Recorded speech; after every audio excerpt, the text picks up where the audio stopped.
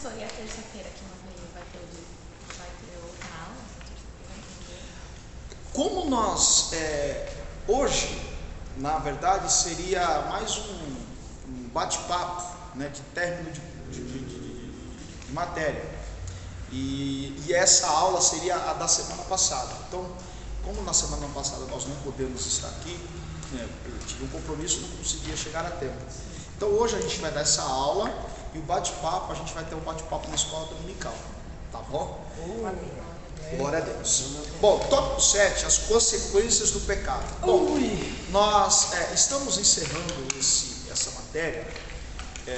É claro que o tempo e o conteúdo dessa apostila, elas não são suficientes para nós globalizarmos toda a matéria dentro da nossa consciência, ou seja, absorver todo o conteúdo que envolve a questão da hamartiologia, que é o estudo, a doutrina sobre o pecado.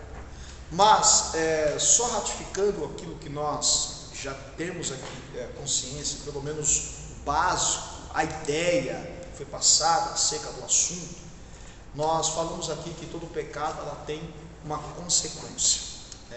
Em relação, dentro do estudo da hamartiologia, entendemos que o pecado em si gera uma dívida, né? Todas as vezes que cometemos o pecado, nós contraímos uma dívida, né? E essa dívida, ela só pode ser paga a partir de um arrependimento, de uma mudança de comportamento, de uma mudança de pensamento, de conduta, através do sangue de Jesus. Então, que fique bem claro, a cada pecado que cometemos, nós contraímos uma dívida com Deus. Isso aqui é muito sério, né? Nós estávamos aqui conversando de que hoje as pessoas, né, pastor Eduardo, não se sentem que pecaram.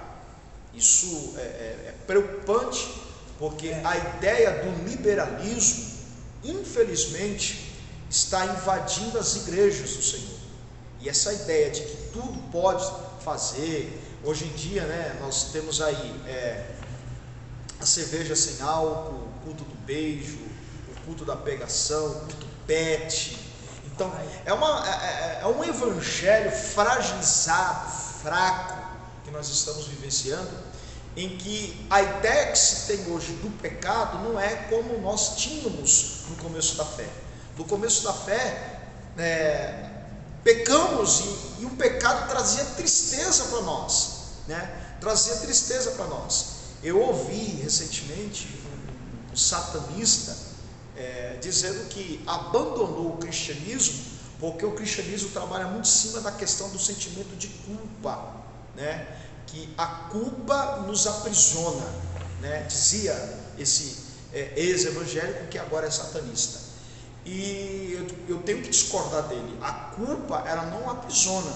A culpa que sentimos é quando nós temos consciência que aquilo que fazemos feriu a santidade de Deus, e por ferir a santidade de Deus, nos sentimos culpados de ser a razão da tristeza de Deus.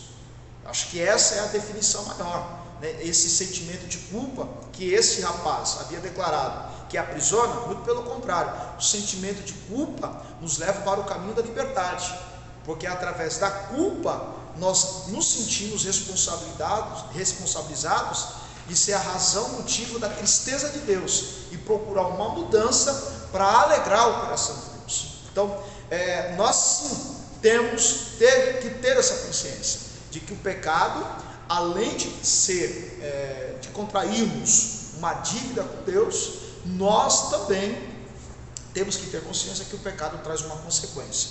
E no tópico 7 tem alguns aspectos sobre as consequências do pecado pontuado. Vamos lá. Consequências do pecado que afetam o relacionamento do homem com Deus. Essa é uma razão muito simples para haver uma consequência. A maior consequência do pecado é que o pecado faz com que o nosso relacionamento com Deus seja danificado. Se tem uma razão pela qual Deus não ouve, por exemplo, as nossas orações, é a presença do pecado. Não adianta querer resolver o problema do pecado somente com oração. Tem que ter um arrependimento. O arrependimento é a chave para que haja esse desbloqueio e as nossas orações voltem a ser respondidas por Deus. O pecado, se vocês pegarem, vamos lá, Isaías capítulo 59, versículo 2. Isaías capítulo 59, versículo de número 2.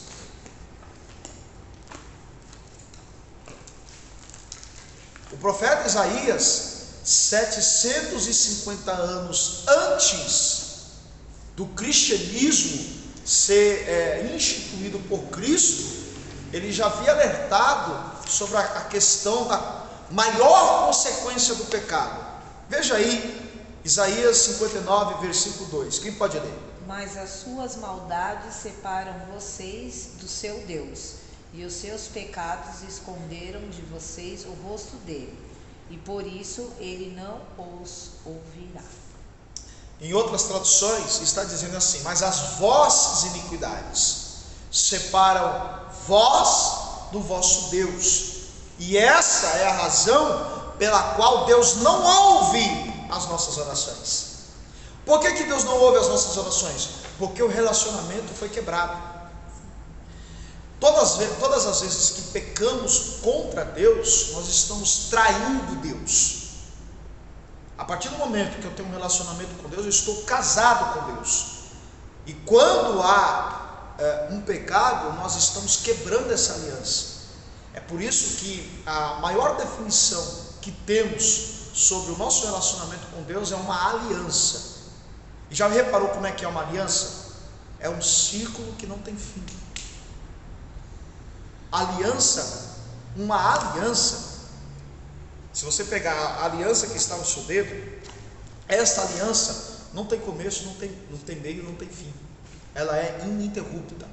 Mas, e se tratando de comunhão com Deus, havendo o pecado, essa aliança é quebrada. E havendo a quebra de uma aliança, automaticamente há uma quebra de relacionamento.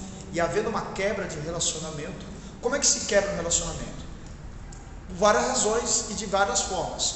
Quando não há um relacionamento, não tem conversa. Quando você briga com uma pessoa que você gosta, quando você discute com uma pessoa que você gosta, é comum você, por algum tempo, não querer conversar com a pessoa, ou a pessoa não querer conversar com você. E quando há sentimento, isso é horrível, né? Os casais que nunca brigam, né? Quem aqui é casado, é comum ter aquela discussão. O que é anormal é aquele período do silêncio, né, da relação. E quando tem esse período de silêncio, você não conversa, você não consegue expressar a emoção, porque você está rompido com aquela pessoa. Da mesma forma, o nosso relacionamento com Deus. Então a maior consequência do pecado é a quebra do relacionamento. E havendo a quebra do relacionamento, gente, pode fazer a oração mais bonita que for, pode ficar a vida toda de joelhos, Deus não ouve. Não é que Deus não ouve a oração, Deus não responde a oração. Esse é o problema. Deus não responde às orações. Deus só vai passar a responder às orações quando o arrependimento for sincero. Amém? Bom, esse é a maior consequência do pecado. E se você for acompanhar comigo na sua apostila, no tópico 7.a, a maior consequência do pecado é a quebra do relacionamento do homem com Deus. E isso traz desfavor divino. Olha só que coisa interessante. O que seria desfavor divino?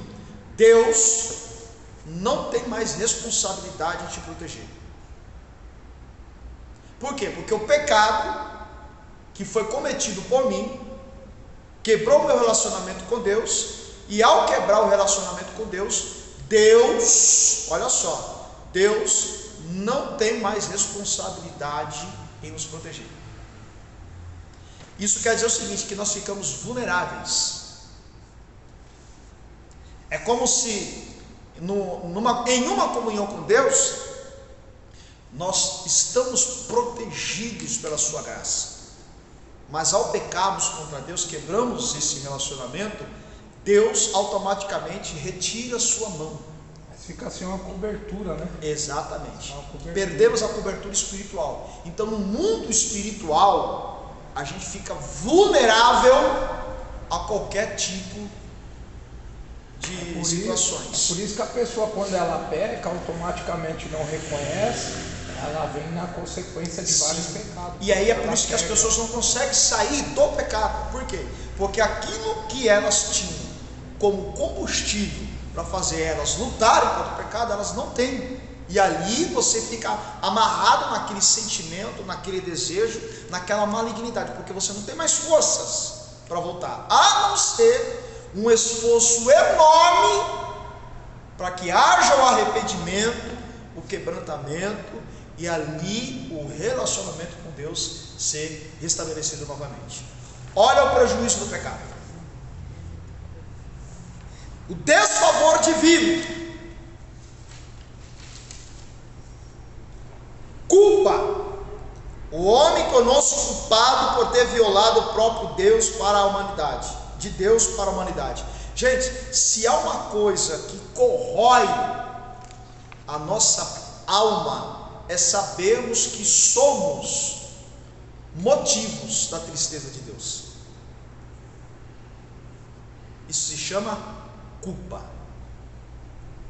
O que é culpa? Se alguém perguntasse para mim o que é culpa, eu diria: culpa é o sentimento que nos consome em sabermos que somos a razão da tristeza de Deus.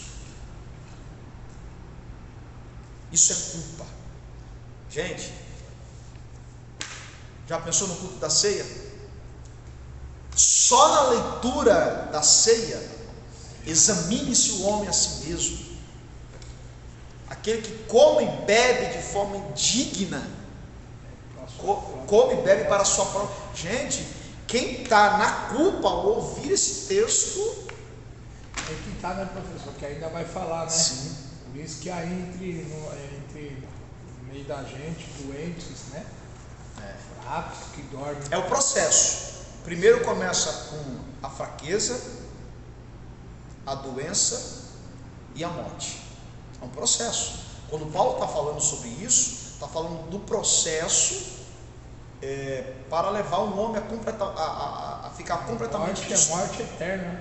a morte ali, os que dormem ali é morte. Morte não no sentido físico, mas a morte eterna. Paulo está falando de uma pessoa que pode estar viva, mas estando morta para Deus.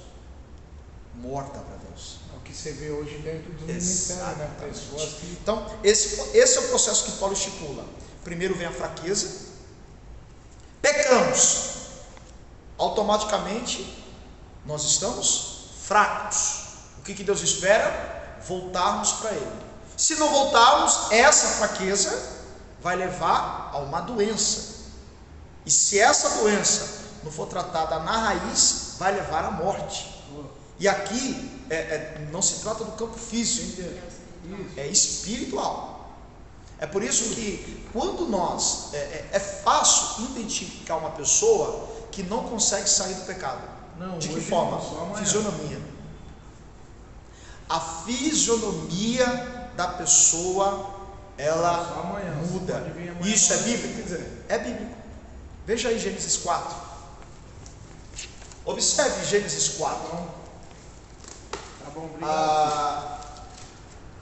Uma das evidências de que uma pessoa ela está cometendo pecado ou está para cometer o pecado é que a sua fisionomia, principalmente no ambiente de culto e principalmente na ministração da palavra, a fisionomia dela muda, um semblante triste, caído. Olha só, Gênesis 4, 6, né? 4, 6. Esse texto trata da questão da oferta de Caim e Abel. Deus aceita a oferta de Abel e despreza a oferta de Caim. Interessante que esteticamente a oferta de Caim era mais bela do que a oferta de Abel. Vamos analisar os fatos? Primeiro que Deus não pediu oferta aí, os dois decidiram ofertar, isso é um fato, né? Segunda razão, a Bíblia vai dizer das profissões de Caim e das profissões de Abel. Qual era a profissão de Caim? Agricultor. Ele era agricultor. Qual era a oferta a profissão de Abel? Pastor de ovelhas. Então aí cada um vai ofertar a Deus aquilo que tem, sim ou não? Sim. Aquilo que possui. Se eu sou agricultor, eu quero ofertar a Deus, então eu vou tirar da minha profissão aquilo que eu quero dar para Deus. Então vamos lá. Os dois decidiram fazer um culto. Então nós temos aí 2 cultos, 2 altares. Deus não pede oferta, mas a oferta de cada um deles é de acordo com a profissão. E qual é a oferta de Caim? Legumes, frutas. Legumes, Aquilo para trabalhar. frutas, exatamente. Então você imagina, vamos imaginar a cena, Caim preparando o altar, colocando as frutas, as verduras, né, a mesa ali. Agora vamos para a oferta de Caim. O que Caim trouxe? O melhor do seu pasto. Ele trouxe um animal. E qual foi a oferta de Caim? Ele passou a lâmina no pescoço do animal, ofereceu o sangue do animal, o corpo do animal, a carne do animal. Eu te pergunto, esteticamente, qual era a oferta mais bonita? Qual era o culto mais bonito? De Caim. Por quê? Por quê? Era fruta, era legumes, era uma mesa bonita. Agora vamos imaginar o altar de Caim, de Abel, sujo de sangue, aquele corpo de animal morto. Mas Deus recebeu a oferta de Abel e desprezou a oferta de Caim. E qual é a razão disso? Lá em Hebreus 11 vai dizer que pela fé Abel ofereceu melhor oferta do que Caim, porque não adianta ter uma estética bonita sem fé. Como que eu vou, a gente se amparar tá todo, enfeita todo, aquela coisa, mas não tem dentro, aí fé, aí não aceitar. Aí vem Abel, suja o altar de sangue, o animal, qualquer coisa feia, suja, mas Deus aceitou, pela fé. Quando Caim descobriu que Deus rejeitou a sua oferta, eu fico imaginando a decepção que ele teve. Puxa, Deus desprezou meu altar está tão bonito, tem oferta, tem fruta, tem coisa boa, mas Deus não aceitou. E aí o que acontece? O que está escrito no versículo 6? E o Senhor disse a Caim: por que tiraste e por que descaiu o teu semblante? Deus descaiu o teu semblante. Eu costumo dizer que aí Caim fez biquinho para Deus. Não aceitou meu corpo, por que aceitou dele? Porque Deus está na vida dele e não está na minha. O pastor, ele fez biquinho. O pastor só dá honra para ela. Porque ele, por que não? Porque ele, só chama ele. Biquinho. Então, uma das razões, olha Pregação. Olha aí, escrevo aqui. uma das razões, uma forma de descobrir que nós estamos em débito com Deus é a fisionomia. Semblante muda, perde a força, Porque a culpa está consumindo o coração da pessoa, a pessoa automaticamente não vai sorrir, cada vez mais o semblante descai, e aí é fácil identificar, fica estampado. E a carne vence. Quando a carne vence o espírito, acaba com a pessoa. Sentimento de culpa. Bom, vira a página, vamos avançar um pouquinho mais.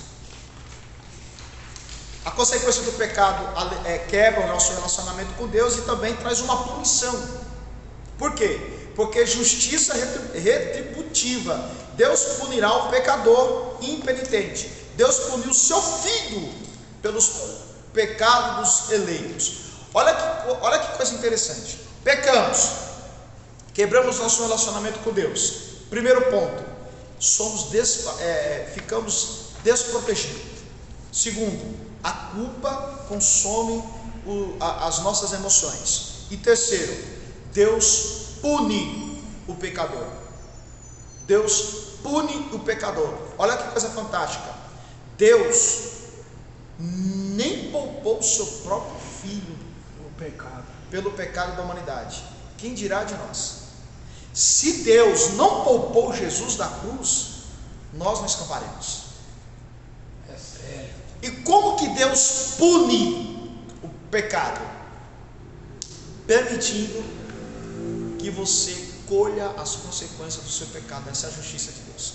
Se perguntarem para mim, como é que Deus aplica a sua justiça? Não é que Deus vai descer com um chicote na mão, esperando que a gente venha cometer os nossos pecados, e a partir disso, descer o chicote das nossas costas. Não. Deus aplica a sua justiça, permitindo que venhamos colher os frutos do pecado. Mas aí alguém pode dizer o seguinte: mas eu não já pedi perdão para Deus? Mas a consequência fica. O pedido de perdão e a liberação do perdão é uma coisa, mas a consequência, Deus não perdoa.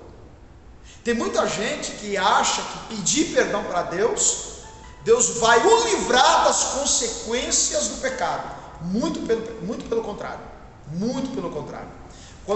Quando Davi foi confrontado pelo profeta Natan acerca do adultério com Batseba, quem lembra, não sei se vocês já leram o texto do confronto. Davi, em um belo dia, ele era para sair para a guerra, por achar que aquela guerra já estava vencida, ele não foi à guerra, e naquele dia, supostamente de folga, ao passear pela varanda do palácio, ele viu uma mulher nua tomando banho. Ele sabe que aquela mulher nua tem um marido, e mesmo assim se deita com ela. Tem muita gente que culpa Batseba, mas Batseba, ela não podia dizer não ao rei. Então a responsabilidade maior ali não era de Batseba, era do rei. Então não tinha jeito, ela tinha que ceder ao rei. E aí, ao pecar, Deus envia um profeta, o profeta Natan. Natan conta uma parábola. E na parábola, olha o que o profeta Natan, veja bem, a sabedoria de um profeta. Se o profeta Natan já chegasse com o dedo indicador dizendo que ele era adúltero, Davi poderia matá-lo. Davi era homem ruim. A gente fala de Davi, Davi segundo o coração de Deus. Davi era assassino, gente. Um dia ele deseja fazer o templo ao Senhor. Deus olha para ele e diz: você não vai fazer porque sua mão é suja de sangue. Davi era assassino, era matador. Davi, se você pegar pela ótica humana, Davi era um bandidão, homem ruim, claro, sensível à voz de Deus, mas ele matava os inimigos do povo de Deus. Só que aí, o profeta Natan, olha a sabedoria do profeta Natan, ele chega na corte, pede autorização para entrar na sala do trono, entra na sala do trono, se ajoelha e diz: ó rei, vive para sempre. Pede a permissão para falar. Davi autoriza ele falar. Aí ele vai contar uma parábola. Havia 2 homens no campo, um era rico e um era pobre. O homem rico tinha várias ovelhas, cordeiros no seu pasto, na sua fazenda. O homem pobre tinha uma única cordeirinha. Chegou um determinado dia que esse homem rico recebeu visita de seus amigos, e ele decidiu fazer um banquete. Ao invés de ele pegar uma das suas cordeirinhas, ele pega a única cordeirinha daquele homem pobre, mata e banqueteia-se com seus amigos. Enquanto Natan, o profeta, está falando a parábola, Davi não espera nem ele terminar.